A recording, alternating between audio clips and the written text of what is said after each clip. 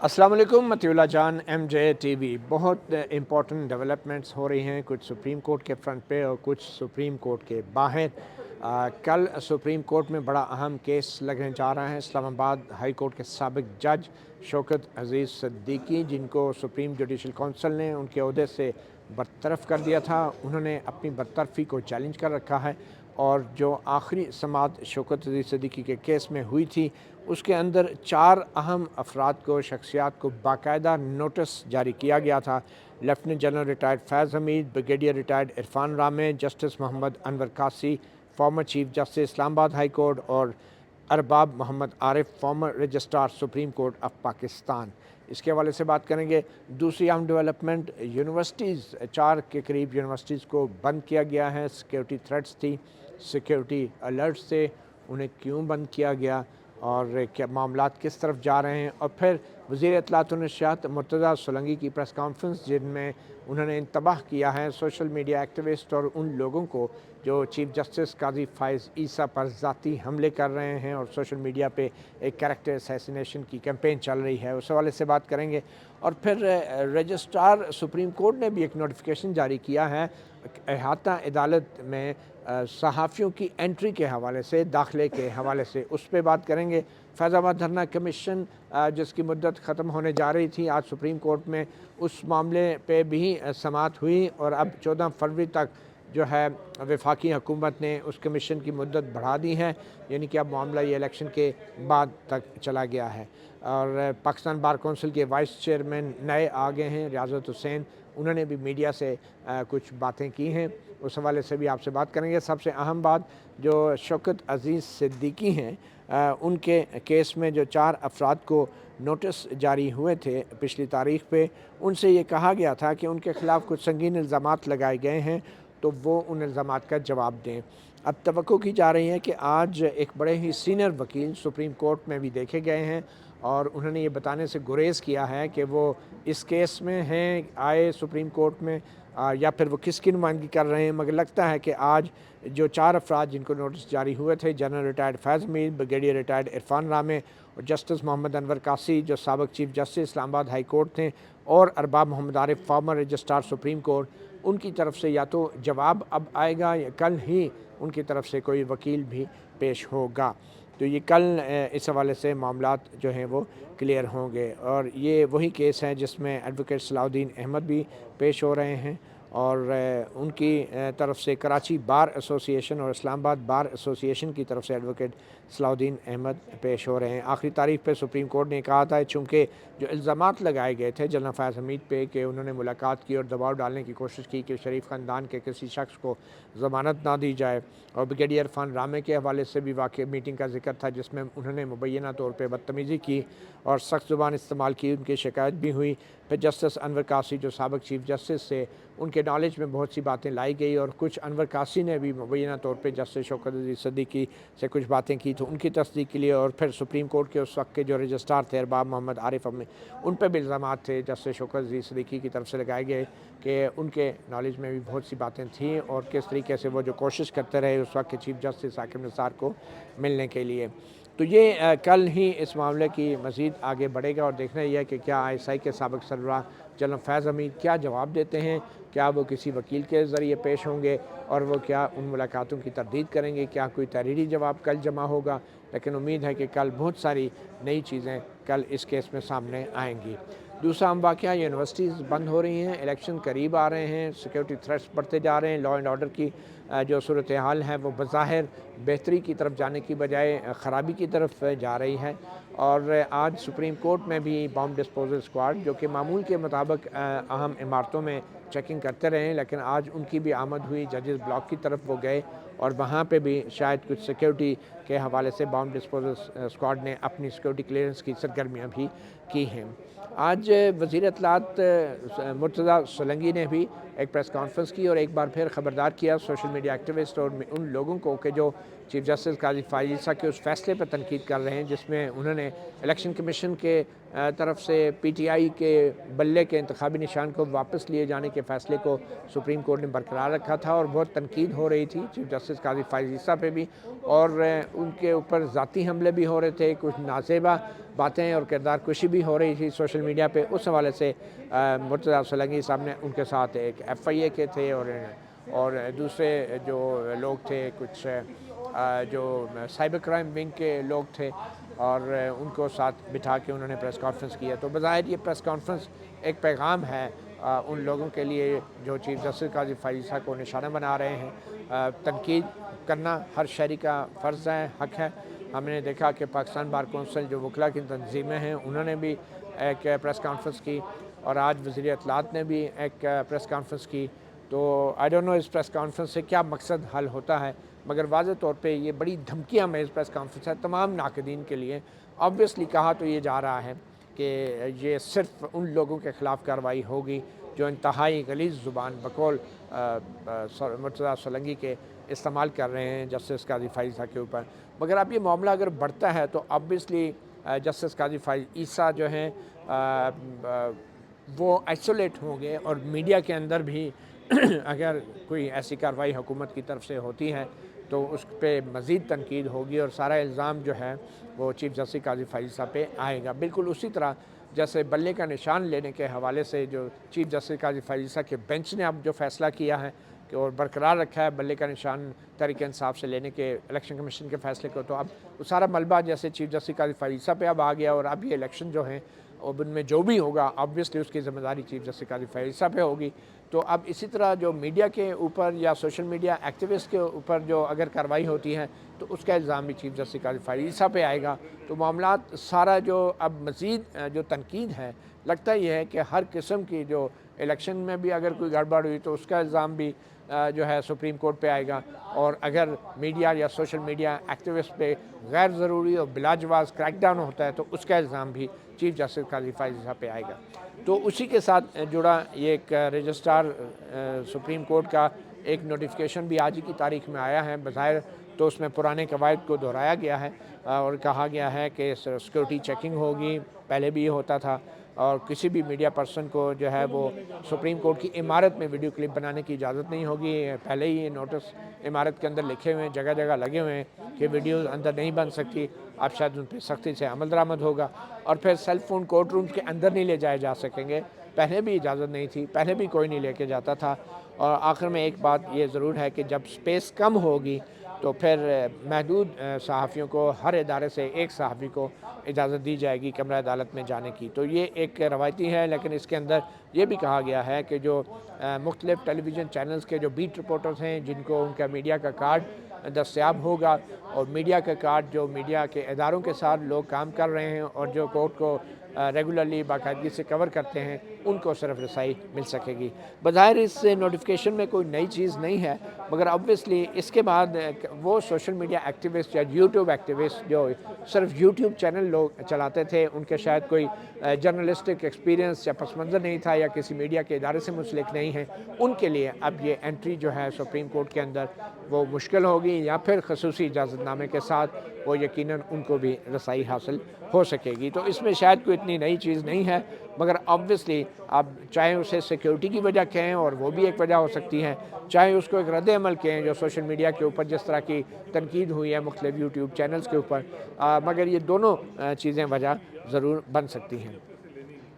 फिर एक और आम चीज़ जो अब सामने देखने को मिल रही है वो है फैज़ाबाद धरना कमीशन, जिसमें सुप्रीम कोर्ट ने 2019 में एक फ़ैसला दिया था, कुछ मखसूस हदायत दी थी वफाकी इदारों को, उस फैसले के ख़िलाफ़ इलेक्शन कमीशन ऑफ पाकिस्तान, पेम्ब्रा ने, वजारत दिफा ने, ISI ने और चंद दीगर इदारों ने जो है अपीलें फ़ाइल की थी। कुछ अफराद ने भी, शेख रशीद ने भी, वो नज़रसानी की अपीलें फ़ाइल की थी और उन सब ने एक साथ वापस भी ले ली थी और मगर उस फैसले पे अमल दरामद नहीं हुआ था। तो चीफ जस्टिस काज़ी फ़ाइज़ ईसा ने नज़रसानी की एक समाअत करते हुए उसमें एक नई कमेटी बना दी थी, जिसमें 2 पुलिस के रिटायर्ड सरकारी मुलाजमीन और एक वजारत दाखिला के अफसर को 3 रुकने एक कमीशन ऑफ इंक्वायरी बनाया था वफाकी हुकूमत ने, जिस पे चीफ जस्टिस ने कहा कि ठीक है और उसको मज़ीद अब 14 फरवरी तक का वक्त दे दिया गया है क्योंकि अटॉर्नी जनरल ने कहा कि वो अपना काम पूरा नहीं कर सकें। आखिर में एक एनुअल रिपोर्ट है जो सुप्रीम कोर्ट ने जारी की है। उस एनुअल रिपोर्ट के अंदर चीफ जस्टिस फ़ाइज़ ईसा ने अपनी 3 माह की कारकर्दगी ज़ाहिर किया है और ये एनुअल रिपोर्ट का पहला सफ़ा है जिसमें अगर आप गौर से देख सकें तो चीफ जस्टिस फ़ाइज़ ईसा जो हैं वो सुप्रीम कोर्ट के झंडे पाकिस्तान के झंडे और कायद आज़म के पोर्ट्रेट के सामने अपनी कुर्सी पर विराजमान हैं। और ये एनुअल रिपोर्ट का पहला सफ़ा है और इसमें सबसे पहली जो उन्होंने बात की है कि सुप्रीम कोर्ट ने आइन के आर्टिकल 19A के तहत मालूमात तक रसाई का जो बुनियादी हक़ है उस हक़ का एहतराम करते हुए अपनी ये कारकर्दगी बताई है। लोगों को बताना चाह रहे हैं कि सुप्रीम कोर्ट में क्या हो रहा है। मगर 19A के इस हक़ के हवाले से उन्होंने जिस केस का हवाला दिया है कि पार्लियामेंट ने कानून पास किया था, उस कानून का इतलाक़ तो सुप्रीम कोर्ट पे नहीं होता, क्योंकि सुप्रीम कोर्ट जो है वो एक आइनी इदारा है और इसलिए उन्होंने अपने फ़ैसले में भी लिखा कि गो के कानून का इतलाक़ नहीं होता लेकिन आइन का इतलाक़ सुप्रीम कोर्ट पे होता है। तो आइन के तहत उन्होंने वो तमाम मालूमात दरख्वास्त गुज़ार को फ़राहम कर दी थी। मगर आइन के तहत भी मालूमात फ़राहम करने का फ़ैसला बज़ाहिर लग रहा है कि फ़र्ज़ वाहिद चीफ़ जस्टिस का है। कोई सुप्रीम कोर्ट के कवायद में कोई तब्दीली नहीं की गई और इसमें चीफ़ जस्टिस ने यह कहा है कि मैंने ये फ़ैसला किया है कि मैं ये मालूमात दे दूँ और उन्होंने वो मालूमात दे भी दी। और उस फैसले को गो के दरख्वास्त गुज़ार ने चैलेंज कर रखा है और कहा गया है कि पार्लियामेंट का जो कानून है उसका भी इतलाक़ होता है, सुप्रीम कोर्ट भी उसके तहत आती हैं। बहरहाल वो नज़रसानी अभी पेंडिंग है और चीफ़ जस्टिस कह रहे हैं कि मालूमात हमने दे दी हैं आइन के तहत, मगर सुप्रीम कोर्ट के कवायद में कोई तब्दीली किसी किस्म की ऐसी कोई ख़बर इस एनुअल रिपोर्ट में नहीं है। हालांकि चीफ़ जस्टिस के जो बहुत से दूसरे अख्तियारात हैं उनको महदूद किया गया, मशरूत किया गया, बेंच बनाने के हवाले से भी एक कमेटी तश्कील दे दी गई, मगर मालूमात फ़राहम करने का जो हक़ है आर्टिकल 19A के तहत उस हवाले से लगता ही है कि सुप्रीम कोर्ट ने अभी तक अपने रूल्स में कोई तरमीम नहीं की। होना यही चाहिए कि अगर आइन के तहत भी सुप्रीम कोर्ट कोई मालूमात देना चाहती है तो उसको रूल्स में तब्दीली ज़रूरी है और वो जब कवायद का हिस्सा बन जाएंगे तो फिर ये हर आने वाले चीफ़ जस्टिस की स्वाबदीद पे नहीं होगा कि वो किसी शख्स को 19A के तहत मालूमात देती है या नहीं। और इसमें बहुत सारे दूसरे केसेस का भी जिक्र किया गया है कि जो सुप्रीम कोर्ट ने अहम केसेस निपटाए हैं। वैसे तो सुप्रीम कोर्ट में इस रिपोर्ट के मुताबिक 56,000 केसेस ज़ेर अल्तवा हैं और वह तमाम केसेस बड़े इंपॉर्टेंट हैं, मगर सुप्रीम कोर्ट ने फिर भी अपनी दानिश में जो ख़ास और अहम केसेस थे उनका जिक्र अपनी इस 3 माह की कारकर्दगी रिपोर्ट में करना मुनासिब समझा और उनको अलग से उनका जिक्र भी किया है और प्रैक्टिस एंड प्रोसीजर एक्ट के फ़ैसले का भी जिक्र किया है उन्होंने।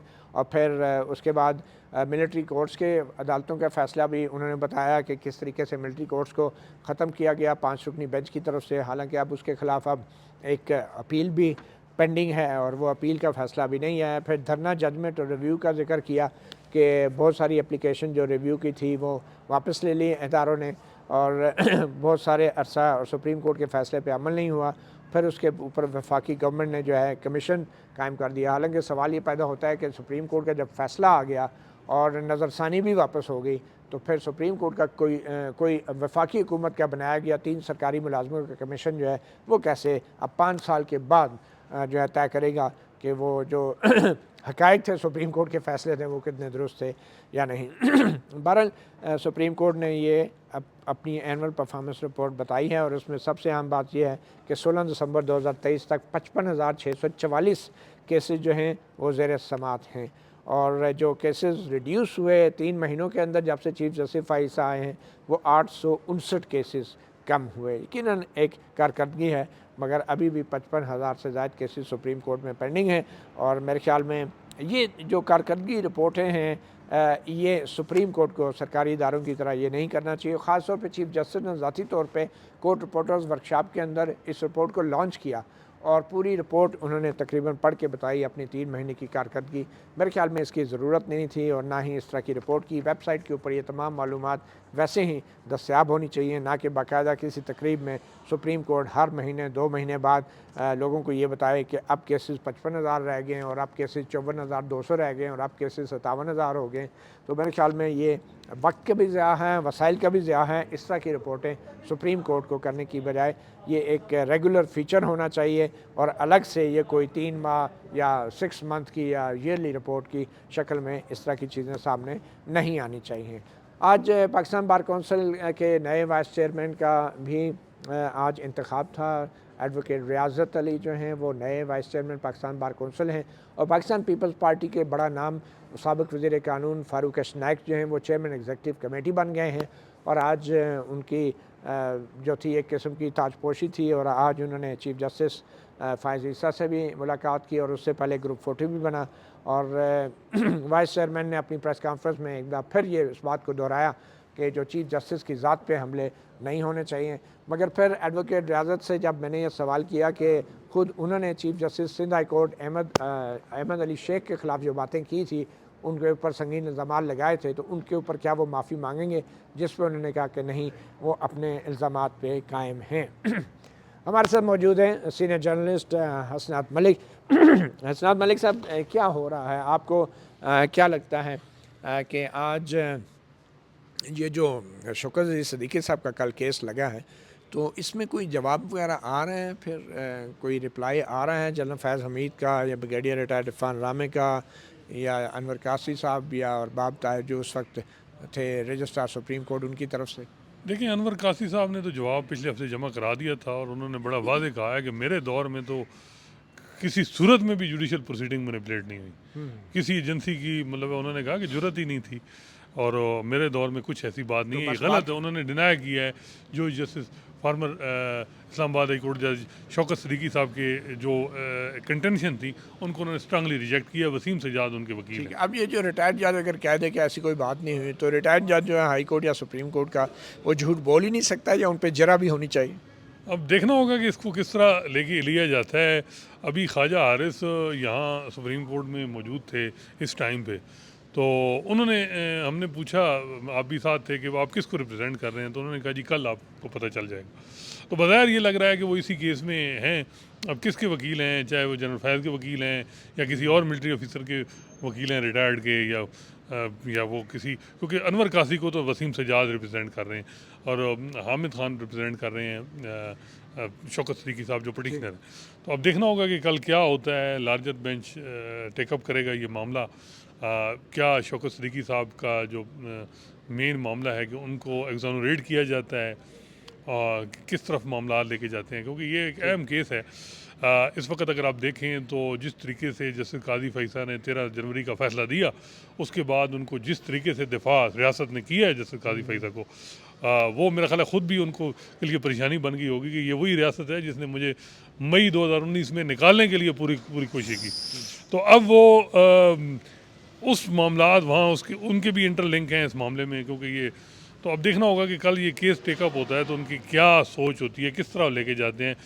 क्या वो शौकत अमीन आपके ख्याल में जवाब देंगे, वकील के ज़रिए पेश होंगे शौकत सिद्दीकी के इल्ज़ामात का जवाब देने के लिए? मेरा ख्याल है देंगे, क्योंकि उन्होंने इंक्वायरी कमीशन को ऑलरेडी दे दिया है, तो यहाँ भी वो देंगे। वो तो फैज़ाबाद वाले को नहीं दिया उन्होंने, उसमें वही फैज़ाबाद धरना की इम्प्लीमेंटेशन में तो उन्होंने जवाब दिया। तो यहाँ तो सुप्रीम कोर्ट की आर्डर है। शौकत सिद्दीकी साहब के वाले में कमेटी बनी थी, क्या हुआ? नहीं, वो शौकत सिद्दीकी साहब वाले नहीं, नोटिस हुए उनके फैज़ाबाद, इसमें उनको नोटिस हुआ है और ये सुप्रीम कोर्ट का आर्डर है। ये पाबंद है किसी तरह भी जनरल फैज़ जो है वो, अगर वो मेंटेनेबिलिटी पे भी ऑब्जेक्शन करते हैं तो उनको आना पड़ेगा, वकील एंगेज करना पड़ेगा। अब उनका वकील कौन है, मेरा ख्याल है वकील एंगेज हो चुके हैं, लेकिन वकील अभी सस्पेंस में है कि कौन है। ये $1 मिलियन क्वेश्चन है। बहरहाल आज मुर्तज़ा सलंगी वज़ीर इत्तलात और इरशाद ने भी एक बार फिर बड़ी जारहाना प्रेस कॉन्फ्रेंस की है। हम देख रहे हैं कि सोशल मीडिया पे चीफ जस्टिस काज़ी फैज़ पे जो भी तनकीद हुई, यकीनन उन पर नाज़ेबा ज़ुबान भी इस्तेमाल हुई, किरदार कोशी भी हुई, अब से नहीं हो और ये पहली बार नहीं है, 3 साल से हो रही है। तो ये वज़ीर इत्तलात मुर्तज़ा सलंगी साहब ने कहा है कि ये जो अभी JIT बनी है, ये तो सिर्फ मौजूदा तनकीद के ऊपर कार्रवाई करेगी। तो आप इस प्रेस कॉन्फ्रेंस को कैसे देखते हैं? क्या इससे चीफ जस्टिस काज़ी फैज़ जो हैं उनकी जो सिचुएशन है वो बेहतर होगी, मजबूत होगी पोजीशन? मेरा ख्याल है कि मॉरल अथॉरिटी मज़ीद लूज़ करेंगे जस्टिस काजी फैसा।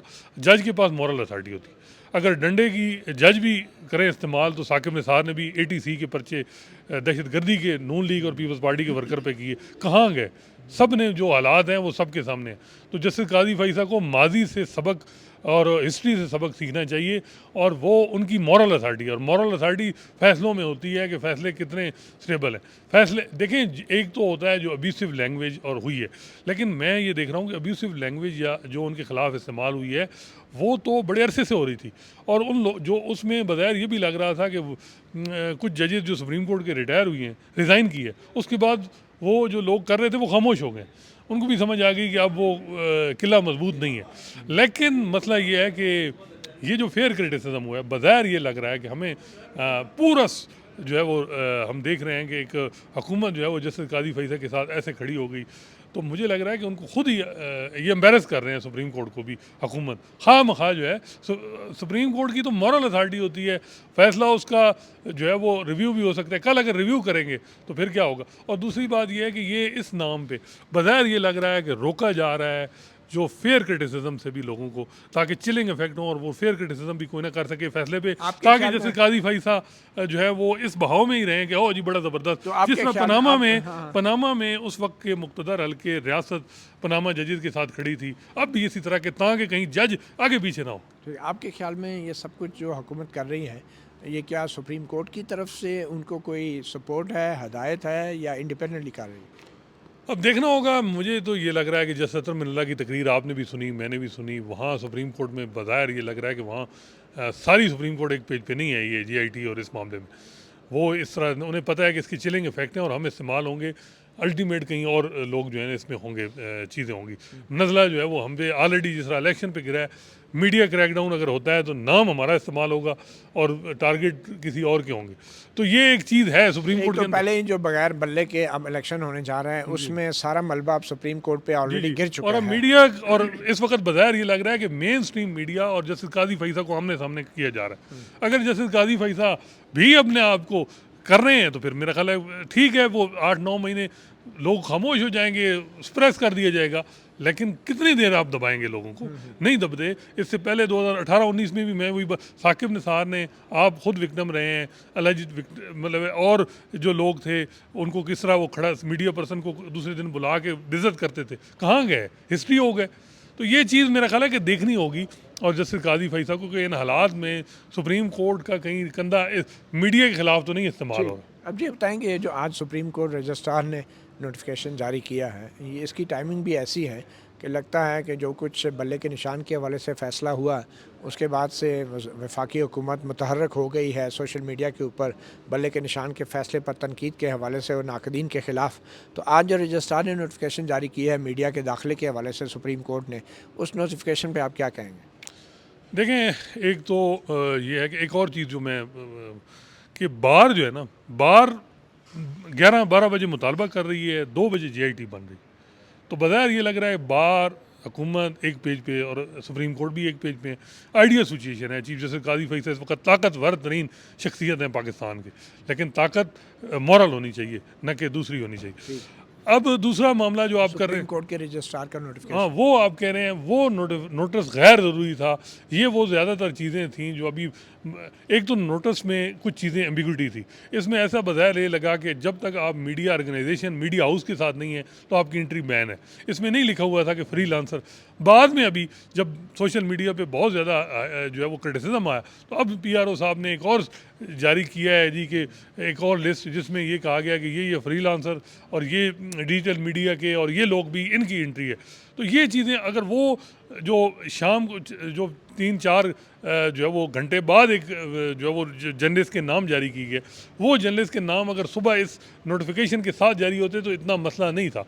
तो ये एक था तसर सुबह सबको पढ़ के कि बज़ाहिर ये लगा है कि क्योंकि जो यूट्यूबर हैं वो जैसे काजी फैसा पे ज़्यादा तनकीद कर रहे हैं तो उनको बैन किया जाए, ये तसर था। लेकिन बस वो एक तसर हकीकत गलत तो है नहीं कि है। बहुत सारे यूट्यूबर जिनका कोई जर्नलिस्टिक बैकग्राउंड नहीं है, कोई एजुकेशन बैकग्राउंड नहीं है, और जो बेसिकली पॉलिटिकल पार्टीज़ के साथ एफिलिएटेड है और मीडिया ऑर्गेनाइजेशन के हवाले से उनका कोई बैकग्राउंड ट्रेनिंग भी नहीं है, तो उन यूट्यूबर्स को की एक्सेस के हवाले से आप क्या कहेंगे? बिल्कुल इसमें कोई शक नहीं कि जो यूट्यूबर किसी सियासी जमात के वर्कर बन गए हैं, सीधी बात, चाहे वो नून लीग के हैं, चाहे वो पीटीआई के हैं, चाहे वो किसी और इदारों के हैं, ये वो, तो मेरा ख्याल है कि ये सबको ट्रेनिंग होनी चाहिए कि जर्नलिस्ट का काम जो है वो फेयर बात करना, क्रिटिसिज्म के साथ जो है वो जो बात हकीकत है वो लाना। अब यहाँ जो मसला है कि हर सियासी जमात ने अपना नैरेटिव को बिल्डअप करने के लिए कुछ जो है यूट्यूबर जो है उनके साथ हैं, उनकी कुछ ज़हनियाँ महंगी है, कुछ वैसे वॉलंटियर लगी हुई हैं, वो पैशनेट हैं कि जी ये जो जमात है ये ठीक है, हम इसकी सपोर्ट हैं। तो कुछ और मज़े की बात है कि व्यूअरशिप भी आपको है कि जब आप अपनी जो प्रोग्राम है उसमें एक ही पार्टी की मंशा की बात करेंगे तो तब आपका यूट्यूब चैनल भी चलेगा। बड़ा मुश्किल है ये इस वक्त जो हालात। तो ये वो सारी चीज़ें हैं। मैं समझता हूँ कि जो है बिल्कुल यूट्यूबर को रेगुलेट होना चाहिए और इनके भी ये नहीं होना चाहिए कि जो है वो एक ही एजेंडे और एक ही नैरेटिव को लेके चलें, ये कोई मुनासिब नहीं। ठीक। अच्छा, ये सुप्रीम कोर्ट की बिल्डिंग के सामने अभी जैसे कि 3 महीने की रिपोर्ट में भी बताया गया, एक यादगार बनाई जा रही है, एक मॉन्यूमेंट बनाया जा रहा है फंडामेंटल राइट्स का। तो क्या सुप्रीम कोर्ट का इस तरह की कंस्ट्रक्शन एक्टिविटीज़ करना या इस तरह की यादगार बनाना, क्या ये सुप्रीम कोर्ट का काम है या हुकूमती इदारों का?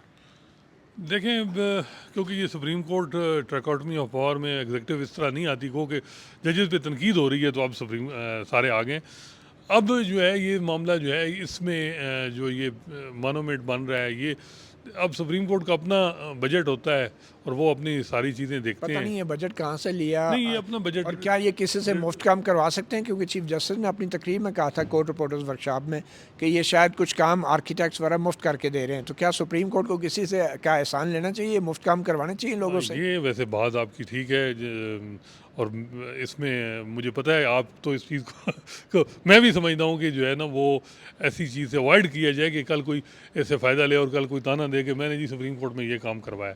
तो ये चीज़ों से अवॉइड करें जिनसे कंट्रोवर्सीज बने, बेहतर है वो मुफ्त काम करने को तो बहुत सारे रेस्टोरेंट भी तैयार होंगे, यहाँ जजों की पार्टियों में मुफ्त खाना भी देने को तैयार होंगे। उन बेचारों को मौका नहीं मिलता, वरना बहुत से लोग मुफ्त काम करें जजों के। रिटायर्ड इजाजुल एहसन ने आपको या मुनाल को किस तरीके से स्टे में एक पैराग्राफ उसमें उन्होंने कहा कि ये से स्टे ख़त्म कर रहे हैं मुनाल, क्योंकि और बाद में पता चला है कि वो जजेस की खाना खाना और यहाँ जो ब्रेक में टाइम में सब कुछ वो तवाज़ो कर रहे थे। अभी भी पेंडिंग है मुनाल वो मैटर पेंडिंग है, वो मैटर पेंडिंग है अभी भी। और एजाज साहब ने वैसे क्या रावी डेवलपमेंट पीटीआई की वैसे बात हो रही थी फंडामेंटल राइट्स के मॉन्यूमेंट के हवाले से, तो ये क्या मॉन्यूमेंट की ज़रूरत क्या? आप क्या फंडामेंटल राइट्स जो हैं वो यादगार ही रह जाएंगे या एक्चुअली अभी भी उन पे अमल होगा? क्या ऐसी यादगार बननी चाहिए कि जिसके ऊपर लोगों को बजाय इसके कि वो यादगार में चीज़ नज़र आए उसको अमली तौर पे फ्यूचर के लिए भी यकीनी बनाया जाए? देखें बिल्कुल ये यादगार का कॉन्सेप्ट समझ नहीं आता। यादगार तो होता है जो चीज़ मर गई है, ख़त्म हो गई है तो उसकी यादगार है। तो इसमें फंडामेंटल राइट वैसे यादगार ही होनी चाहिए मेरे ख्याल में। नहीं वो बात ठीक है। असल तो जो यादगार है वो फैसले होंगे सुप्रीम कोर्ट के जो फंडामेंटल राइट को प्रोटेक्ट करने के लिए होंगे और लीगल स्ट्रिक्ट लायबिलिटी जो है उसकी बुनियाद पे जो लोगों के बुनियादी हकूक़ हैं उनसे डिप्राइव नहीं होने चाहिए। बस ये है कि यादगार के ऊपर चीफ जस्टिस काजी फाइसा के नाम की तख्ती तो लाई जाएगी। अब पता नहीं है इसमें ये आज आप बता रहे हैं कि इस यादगार वो चीफ साहब ने खुद ऐलान किया वर्कशॉप में, उन्होंने कहा था कि ये बल्कि रिपोर्ट में भी लिखा हुआ है। अच्छा। उन्होंने कहा कि फंडामेंटल राइट्स की एक यादगार बनाई जा रही है। ये जो रिपोर्ट जारी की गई है उसके अंदर ये कहा गया है कि ये एक फंडामेंटल राइट्स की ये मॉन्यूमेंट एक बनाया जा रहा है। बल्कि इसमें तो और बहुत कुछ भी बताया गया है कि हम जो है गाड़ियाँ जो हमने बेच दी थी वो भी हुकूमत को क्या है वो बेच के किसी वेलफेयर इदारे को दिया जाए। तो ये बहुत सारी चीज़ों के हवाले से तो इस रिपोर्ट के अंदर भी ये यादगार के इसमें कहा गया है कि शुरू अब हुई है और फंडामेंटल राइट्स को हाईलाइट करने के लिए एक मॉन्यूमेंट प्लान किया जा रहा है। Voluntary assistance of mister Usman Khan, founder and chief executive officer of award winning architectural firm impact design international, professor बड़े नाम दिए हुए हैं जी, नेशनल कॉलेज ऑफ आर्ट्स, और उनकी टीम वॉलंटियर कर रही हैं। ये वॉलंटियर का काम तो बहुत से इदारे बेचारे आपके लिए वॉलंटियर करना चाहेंगे।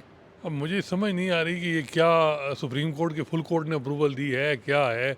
माजी में यही रहा कि चीफ जस्टिस जो भी आता है वो अपनी, मेरा ख्याल है फुल कोर्ट की अगर अप्रूवल है तो फिर हम यही है अच्छा, कि ये फुल कोर्ट की अप्रूवल से याद है कि इसमें यह भी रिपोर्ट में 3 महीने की कारकर्दगी में दावा किया गया है कि आइन के आर्टिकल 19(a) के तहत चीफ जस्टिस ने जो है वो मालूमात फराहम कर दी शहरी को, और कानून का क्योंकि सुप्रीम कोर्ट पे इतलाक़ नहीं होता तो ये चीफ जस्टिस का अख्तियार है मालूमात फराहम करना। क्या इसको सुप्रीम कोर्ट के रूल्स में तरमीम करके उस सुप्रीम कोर्ट पाबंद नहीं हो सकती कि आइन के आर्टिकल 19(a) के तहत सुप्रीम कोर्ट अपने रूल्स में लिख दे कि ये मालूमात दी जाएंगी, बजाय इसके कि ये चीफ जस्टिस चले जाएँ तो अगले चीफ जस्टिस कहेंगे नहीं देते? जी बिल्कुल, ये चीज़ें स्ट्रीमलाइन करनी होंगी। और ये जो मैं देख रहा हूँ सुप्रीम कोर्ट को एडाकिज़म पे चलाया जाता है।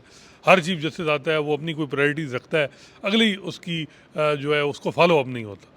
कोई डैम बनाता है, कोई कहता है मैंने नस्ला टावर गिराना है, 1980 का कराची बहाल करना है, किसी ने कहा मॉडल कोर्ट बनाने हैं, मॉन्यूमेंट बना ले, हाँ नहीं यादगार बना ले।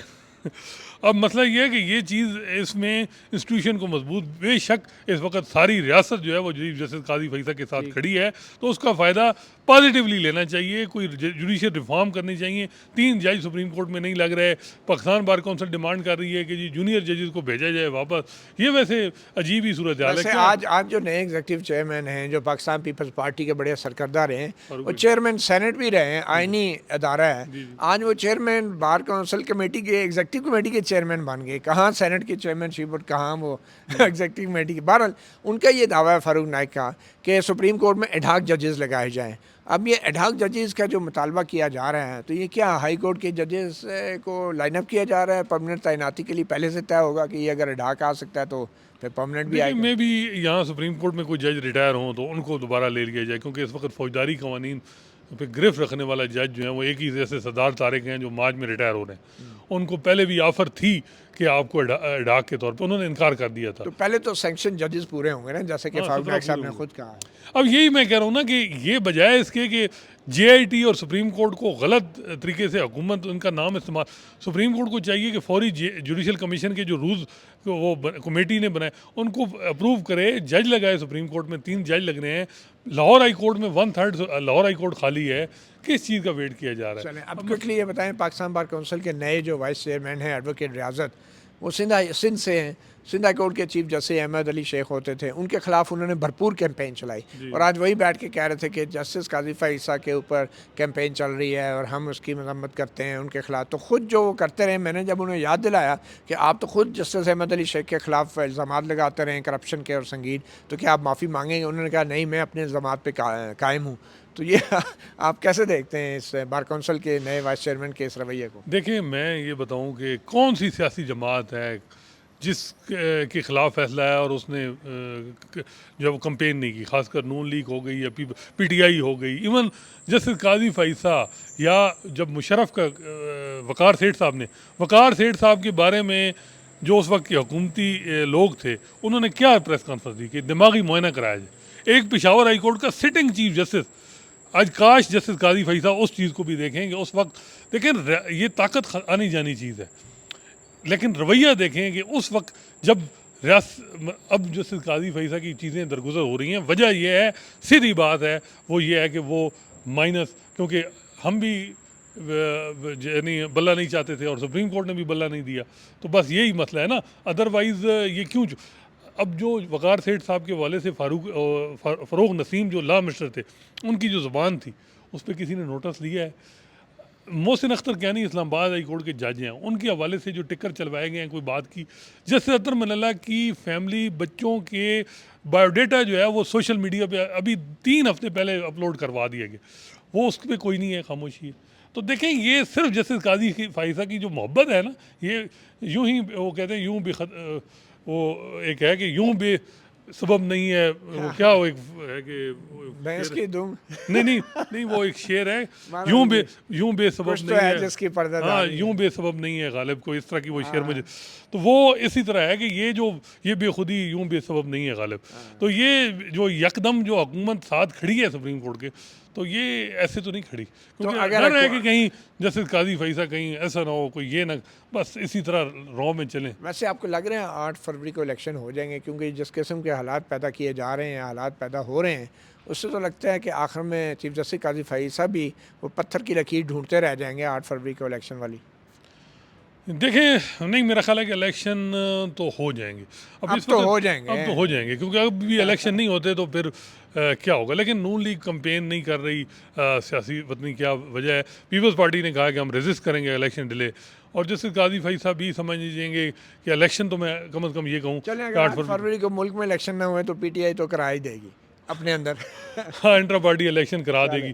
आज वो फारूक नाइक कह रहे थे कि दूसरी सियासी जमातों के लिए मशले रहा है, बिल्कुल मशले रहा है, लेकिन एक टाइमिंग जो होती है, आप उससे कॉन्स्टिट्यूशनल राइट से कैसे लोगों को जो है वो छीन रहे हैं। एक वैसे एक चीज़ है मतीउल्लाह जान साहब, 63A की सेक्शन 2, जिसमें यह है कि किसी पार्टी का नामिनी और कैंडिडेट, उस पर 63A अप्लाई होगा।